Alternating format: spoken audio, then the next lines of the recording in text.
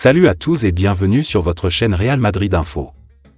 Voici une toute nouvelle vidéo dans laquelle nous allons parler de les dernières infos du Real Madrid.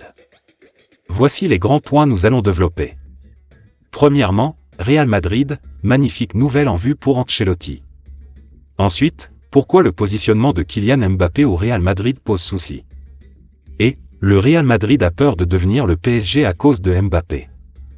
Et d'autres infos du Real Madrid. Je vous explique tous dans quelques secondes. Donc, restez juste qu'à la fin de la vidéo pour ne rien manquer. Mais avant tout, abonne-toi si c'est la toute première fois que tu nous suis sur cette chaîne, et activez la notification afin d'être à la une de toutes nos vidéos d'actualité comme celle-ci, donc n'hésite pas à lâcher un gros pouce bleu et quitter votre commentaire. Si c'est fait les amis, on y va. Le Real Madrid penche à gauche. Les données statistiques du match face à Majorque ont montré que la majorité des attaques du Real Madrid se sont faites sur le côté gauche de l'attaque merengue, ce qui a déclenché une vague de blagues et de mèmes en tout genre. Ce qui a débuté comme un mème sur les réseaux sociaux est devenu une réalité lors du match Majorque-Real Madrid. Le Real a recruté Mbappé cet été, ce qui l'a obligé à dessiner un nouveau système de jeu afin que les quatre fantastiques Mbappé, Vinicius, Rodrigo et Bellingham puissent être mis dans les meilleures conditions possibles. Cependant, réunir Vinicius et Mbappé dans la même équipe n'est pas une tâche simple puisqu'ils ont tous les deux un penchant, dans leur jeu, pour l'aile gauche, ce qui a fortement fait pencher le jeu de ce côté lors du match face à Majorque.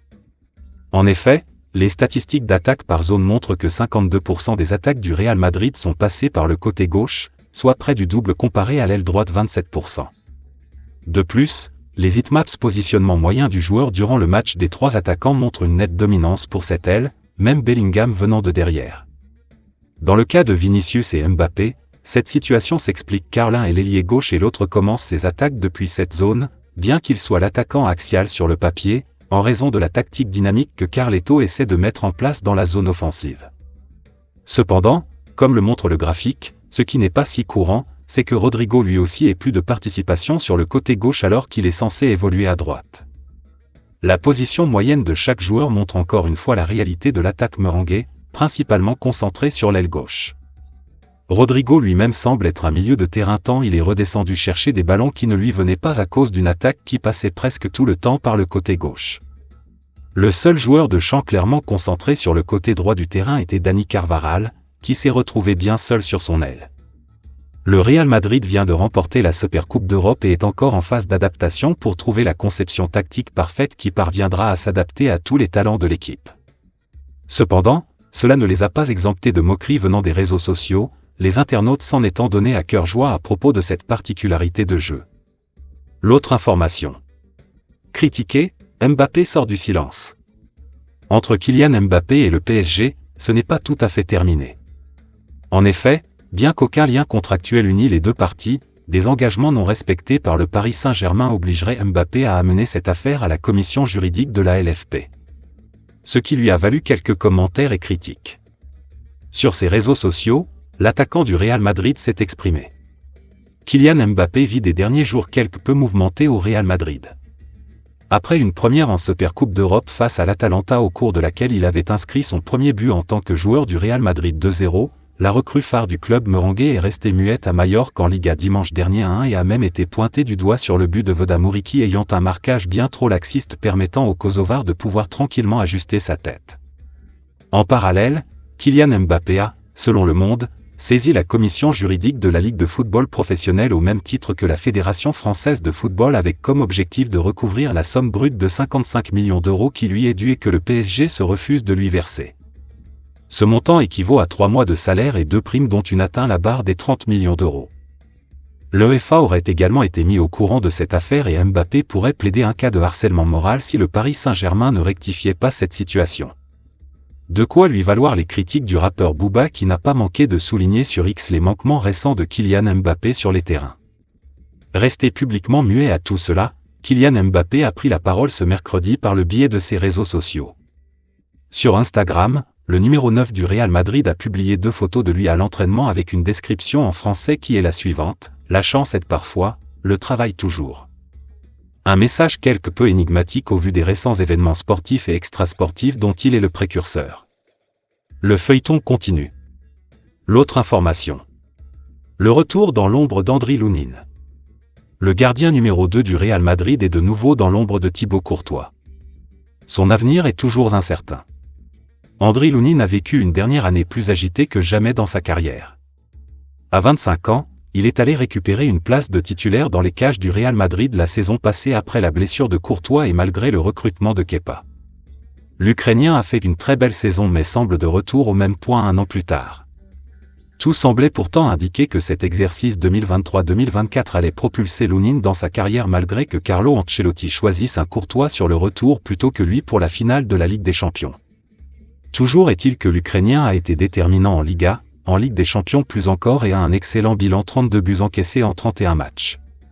Son statut a évolué et celui-ci devait s'accompagner d'une prolongation de contrat jusqu'en 2028 avec, sans doute, la garantie d'un peu plus de protagonisme au sein de l'équipe. La concurrence avec Thibaut Courtois n'existe pas, elle ne peut pas exister compte tenu du niveau du Belge et c'est alors que le doute s'est installé au sujet de son avenir. Pourtant, l'été passe et rien n'a bougé depuis le mois de juin. Il n'a pas donné de réponse à la proposition du Real Madrid et son contrat se termine en 2025. En clair, le club prendra le risque de le voir partir gratuitement dans un an s'il ne prolonge pas pendant que Kepa freine son départ de Chelsea en espérant qu'une porte s'ouvre à Madrid. L'Espagnol n'attend et n'espère que ça, un départ de Lounine qui lui permettrait de devenir le second de Courtois. Chelsea était un temps intéressé par l'Ukrainien mais la piste s'est largement refroidie. Il n'y a plus de nouvelles et de rumeurs depuis des semaines et l'horloge tourne. Dans 13 jours, le mercato sera terminé. L'autre information.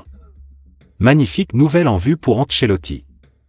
Carlo Ancelotti a entamé une saison qui s'annonce chargée au Real Madrid. Heureusement, une très belle nouvelle se dessine. Le Real Madrid vient d'entamer une nouvelle saison et Carlo Ancelotti est conscient que celle-ci représente un tournant. Avec le départ à la retraite de Toni Kroos et l'arrivée de Kylian Mbappé, le club merengue prend un virage et le coach italien va voir du boulot pour ne pas que le bateau merengue ne tangue trop. Alors, toutes les nouvelles sont bonnes à prendre pour le mystère, et Relevo en annonce une magnifique. Selon les informations du média espagnol, le grand retour de David Alaba avec le groupe se précise. D'ici 2 semaines, le défenseur autrichien, victime d'une terrible rupture du ligament croisé antérieur, avec atteinte du ménisque en décembre dernier, va pouvoir retrouver les pelouses d'entraînement. Forcément, cela va passer par une phase individuelle avant de retrouver le groupe, mais voir Alaba sous le maillot madrilène n'est plus un horizon si lointain. Le mois d'octobre pourrait être le moment de son grand retour sur les terrains officiels. L'autre information. Pourquoi le positionnement de Kylian Mbappé au Real Madrid pose souci? Alors que Kylian Mbappé a disputé la semaine passée ses 2 premiers matchs au Real Madrid, son association 5 étoiles avec les superstars Vinicius Junior, Bellingham et Rodrigo permet déjà de relever quelques soucis. Les débuts de Kylian Mbappé au Real Madrid ne sont pas des plus flamboyants. Sans être mauvais pour autant, et en ayant même ouvert son compteur sous ses nouvelles couleurs mercredi dernier contre l'Atalanta, Kylian Mbappé a disputé ses 2 premiers matchs avec la Maison Blanche. Mais le Français a eu du mal à se calibrer, à s'adapter aux superstars qui l'entourent. Ainsi, l'association entre Mbappé, Vinicius Junior, Bellingham et Rodrigo semble déjà montrer ses limites. Carlo Ancelotti l'a dit lui-même après le match nul de son équipe contre Majorque, il va falloir faire un choix sur l'aile gauche entre le capitaine de l'équipe de France et Vinicius. Le rôle de finisseur attribué à Kylian Mbappé ne semble pas convenir pour le mieux à ce dernier, qui pourrait donc être amené lors des prochains matchs à retrouver le flanc gauche de l'attaque. Opta a dévoilé les positions moyennes de Mbappé lors de ses 2 premiers matchs.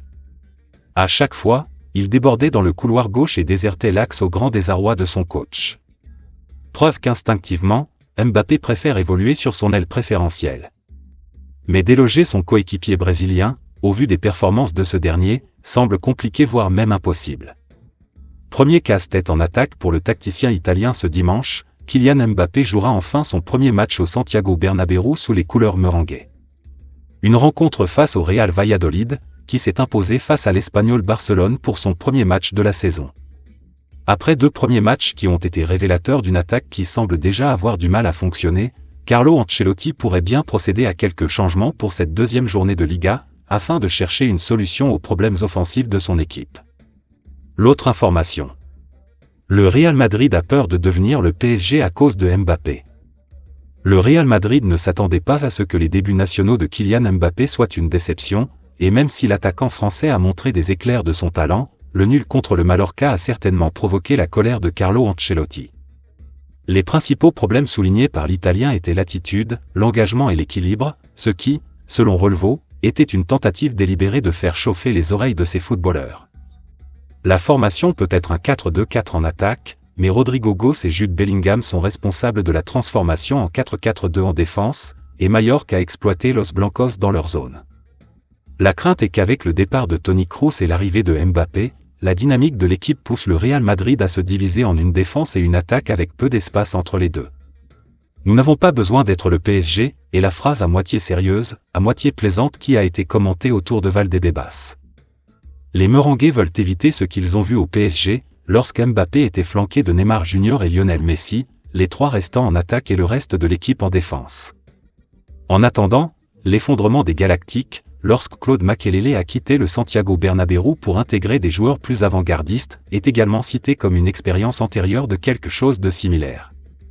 La saison dernière, il a été rapporté que Florentino Pérez souhaitait voir les 4 Bellingham, Mbappé, Vinicius Jr et Rodrigo en action, tandis que Carlo Ancelotti avait des inquiétudes quant à l'équilibre défensif de cette option. Ce ne serait pas la première fois qu'Ancelotti fait des choix politiques en début de saison, uniquement pour que les problèmes qui l'accompagnent lui donnent une plateforme pour modifier les choses à sa guise.